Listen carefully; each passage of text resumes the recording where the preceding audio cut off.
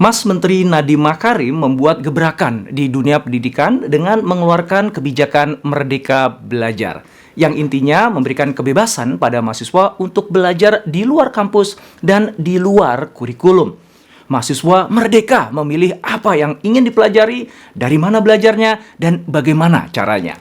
Untuk menyelenggarakan program Kampus Merdeka ini, Kemendikbud menggandeng kerjasama dengan beragam perusahaan, konsultan, hingga penyelenggara kursus. CIAS adalah salah satu konsultan yang menjadi mitra Kampus Merdeka untuk program studi independen bersertifikat. Program kami disebut dengan Agile Innovation Project Based Learning, sebuah inkubator startup yang bisa membantu mahasiswa mengembangkan dan meluncurkan bisnis atau produk hanya dalam 6 bulan saja. Program Kampus Merdeka ini bukan tanpa polemik. Pihak kampus kebingungan bagaimana mengkonversi aktivitas di program ini menjadi 20 SKS. Sebagian kampus bahkan secara terbuka menolak. Sementara mahasiswa terbagi menjadi mereka yang sangat antusias dengan program ini dan mereka yang masih pesimis dan khawatir aktivitas mereka di program ini nantinya tidak diakui oleh kampusnya. Nah, dalam video singkat ini saya bersama Profesor Nizam, Direktur Jenderal Pendidikan Tinggi, dan juga dengan Pak Ilham Habibie dari Orbit dan Mbak Ayu dari ITB akan menjawab pertanyaan-pertanyaan seputar polemik itu. Dan jika kamu mahasiswa, ini kesempatan kamu dengar langsung apa sih manfaat dari program Kampus Merdeka langsung dari penyelenggaranya. Yuk, kita simak.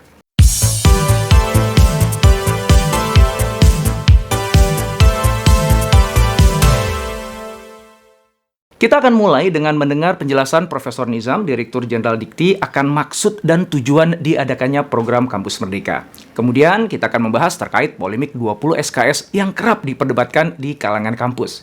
Setelah itu, kita akan mempelajari salah satu program Kampus Merdeka, yaitu Studi Independen Bersertifikat, yang dijalankan oleh CIAS dan Orbit. Di akhir video, kita akan dengar pandangan Profesor Nizam terhadap program CIAS dan Orbit, serta pesan-pesan penting untuk teman-teman mahasiswa. Jadi begini, yang kita lihat, ini potensi adik-adik mahasiswa itu kan luar biasa, dahsyat ya. Kita unlocking their potential, kita itu sedang membuka kotak Pandora tapi in the other way. Membuka potensi adik-adik mahasiswa yang selama ini mungkin berada dalam silo-silo program studi ya, sehingga kesempatan untuk unlocking their potential itu agak terhambat. Ya, dengan program-program Kampus Merdeka ini, tujuan utamanya adalah unlocking the potentials of our great generations ini sebetulnya, our millennials yang idenya luar biasa, kreativitasnya luar biasa. Nah, kalau ini kita dipimpin oleh Mas Indrawan, dipimpin oleh Pak Ilham, ini kan jadi generasi yang dahsyat sekali. Dari kampus mereka mendapatkan ilmu-ilmu dasarnya, dari Pak Ilham bisa mendapatkan ilmu praktisnya dan challenge nyata di dunia AI di industri. Dari Pak Indrawan bisa learn a lot about entrepreneurship, tentang jatuh bangunnya startup, challenge dan peluangnya. Kalau kita melihat saat ini kan startup digital di Indonesia itu terbanyak kelima di dunia ya. Ini menunjukkan bagaimana potensi itu tanpa dengan program Kampus Merdeka pun sudah sangat tinggi. Kalau ini kita akselerasi dengan Kampus Merdeka, tidak mustahil kita bisa mungkin menyamai UK lah, yang di sana peringkat kedua di dunia ya, bahkan mungkin bisa meninggalkan India. Ini sekedar ilustrasi, Mbak Ayu kan terlibat di Google Bangkit ya, saat ini dengan 3.000 peserta micro credentials, itu kalau sukses itu jumlah Certified Android Programmers di Indonesia sudah melampaui India. Kalau kita harus invest dari semester 1 sampai lulus kan butuh 4 tahun. Dengan micro credentials, dengan magang bersertifikat, ini kita bisa membypass proses tadi. Jadi fondasinya sudah kuat di kampusnya, semester 5, semester 6, semester 7. Kemudian dengan micro credentials, dengan magang bersertifikat, itu harapan kita adik-adik ini segera meloncat ke dunia profesi tanpa terantuk-antuk batu. Kalau sekarang ini kan terantuk-antuk batu, lulus sebagai sarjana, membawa ijazah, melamar ke sana-sini tanpa tahu apa sebetulnya yang ada di dunia profesi. Nah, ini kita ingin adik-adik ini tidak terantuk-antuk batu sehingga langsung masuk ke jalan tol lah, langsung bisa berlari. Kan kita pernah juga nih ke universitas datang, terus mereka bertanya, itu kebanyakan pertanyaannya tentang konversi 20 SKS itu. Ya, konversi 20 SKS itu sebetulnya as simple as writing the number of SKS. Jadi sebenarnya sangat simple. Selama nomor satu itu kuncinya kerelaan dosen ya. Apa ruginya bagi adik-adik mahasiswa ini ketika mendapatkan pembelajaran langsung, bimbingan langsung dari Pak Indrawan, dari Pak Ilham, dengan pengalaman yang luar biasa itu tentu sangat-sangat layak untuk mendapatkan 20 SKS. Kalau selama ini kita melihat pembelajaran itu seolah-olah yang dinamakan pembelajaran itu hanya ketika ada di dalam kelas, ketika ketemu dosen, ketika membaca buku yang sama, ketika masuk ke perpustakaan yang sama, masuk ke laboratorium yang sama. Padahal kan semesta belajar itu luas sekali. Dimanapun kita bisa belajar, dari siapapun kita belajar.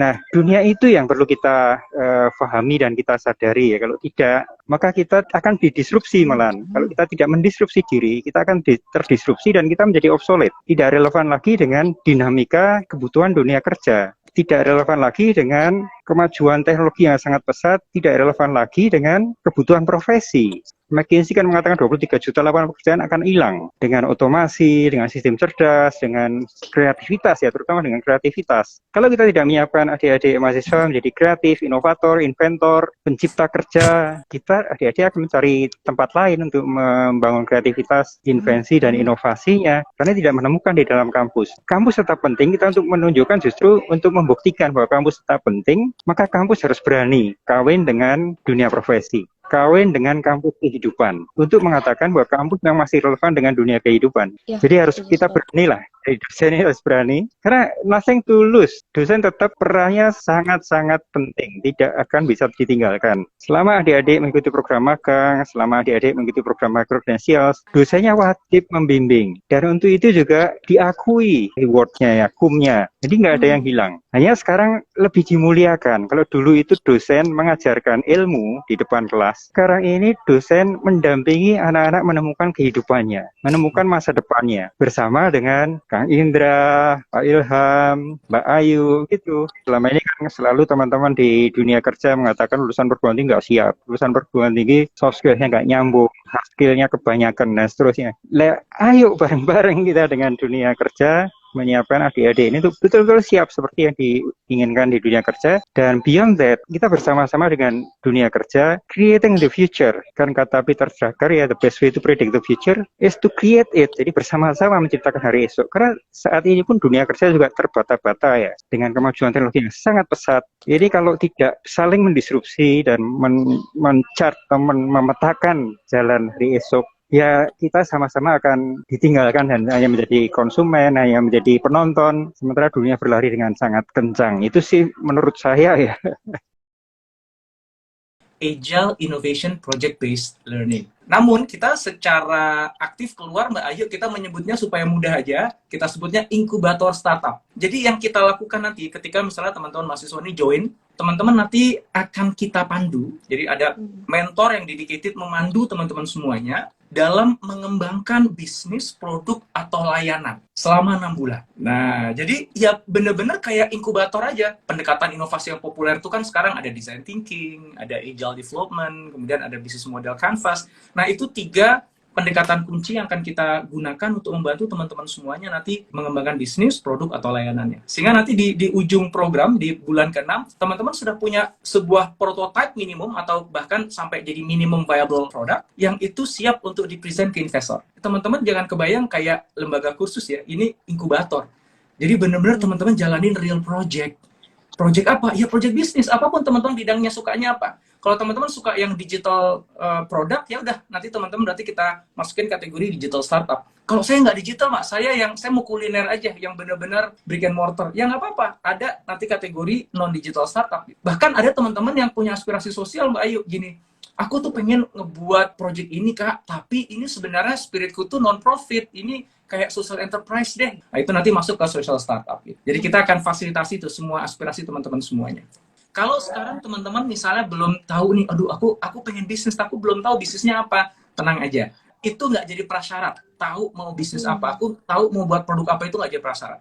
Itu nanti teman-teman akan kita pandu untuk menemukannya dalam prosesnya. Karena justru itulah momen-momen terindahnya ketika kita pada akhirnya ketemu, oh ternyata ini tuh yang aku inginkan, oh ternyata ini tuh yang aku ingin wujudkan. Nah itu takes process.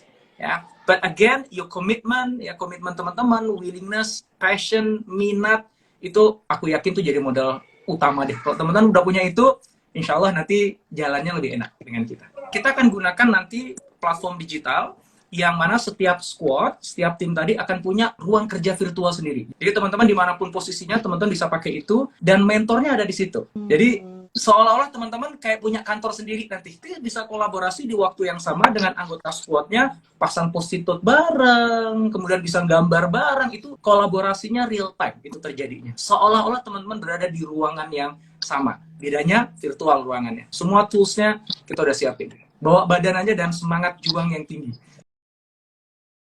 Kalau di Orbit Ventura, programnya namanya Orbit Future Academy. Ya, itu nama programnya. Dan kita memang ikut dalam Kampus Merdeka untuk menawarkan 2 kursus. Yang pertama adalah AI for Startup. Boleh dikatakan untuk pencipta kerja, itu ada 200 mahasiswa yang akan ikut. Kemudian yang kedua namanya AI for Gen Y, generasi Y. Ya. Itu untuk pencari kerja. Jadi yang satu yang menciptakan pekerjaan, itu startup. Yang kedua yang memang cari job. Nah, kedua program itu masing-masing 582 jam dan berjalan selama 6 bulan. Pada akhir program ini, batch mahasiswa itu dia benar-benar sudah akan melaksanakan satu project AI yang nyata, yang menyelesaikan satu masalah yang telah teridentifikasi oleh mereka. Nah, kalau mau tahu rinciannya, apa sih sebetulnya dalam kursus itu ya? Jadi, atau dalam mata pelajaran itu ada 4 tahap. Yang pertama itu adalah inspire, yang kedua acquire, yang ketiga experience, yang keempat empower. Nah, apa itu sebetulnya secara rinci? Modul yang pertama itu mendapatkan semangat dari kemampuan AI dan mendiskusikan isu-isu relevan seputar AI, misalnya etika, bias, dan lain-lain. Yang kedua, acquire itu kita bukan dapat saja semangat, jadi sesuatu hal yang kayak kesan, tapi sudah mendapatkan konsep dasar dalam 3 domain, 3 bagian AI, yaitu adalah hal terkait dengan statistical data, kedua natural language processing, yang ketiga computer vision. Nah, experience itu modul yang ketiga, kita akan mendalami lebih itu khususnya di computer vision melalui kegiatan-kegiatan yang benar-benar hands-on. Misalnya kita menyelesaikan tantangan fashion MNIST dan mengembangkan keterampilan dalam pengumpulan data, pelatihan model, dan modifikasi kode. Yang keempat dan terakhir itu yang tadi saya sebut di awal, itu kita memang di akhir 6 bulan itu sudah harus mampu melaksanakan satu proyek. Jadi membuat proyek yang memberikan dampak sosial menggunakan keterampilan yang sudah dapat dan menginspirasi orang lain untuk menjadi AI ready. Jadi ada macam snowball effect di sini. Jadi kita ini para peserta kedua kursus ini, dia memang harus juga mendemonstrasikan itu kepada masyarakat untuk agar supaya lebih banyak anak muda kita ini atau juga yang lebih tua dia ikut di kursus-kursus seperti ini untuk mengerti lebih mendalam apa itu seperti AI. Yang saya sangat appreciate itu pertanyaan dari adik-adik mahasiswa. Jadi semangat sekali ini adik-adik mahasiswa untuk mengikuti program micro credentials maupun magang. Jadi ini semua oversubscribe ya. Saat ini mungkin pendaftar udah lebih dari 20.000 untuk seluruh program-program magang bersertifikat. Padahal baru seminggu kita buka pendaftaran.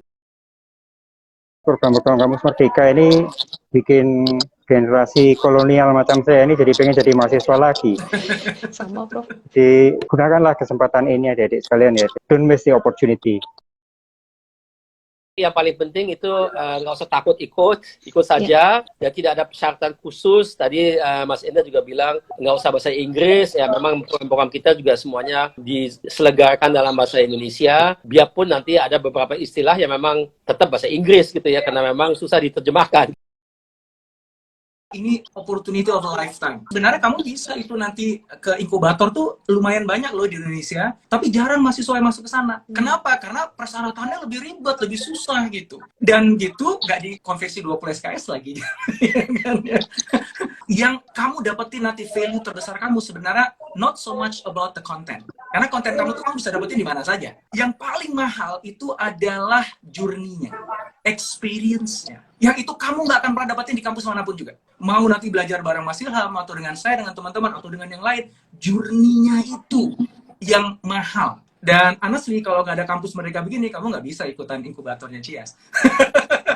Jadi ayo, saya khusus untuk program Kampus Merdeka. Segera yuk kita mulai, ya teman-teman.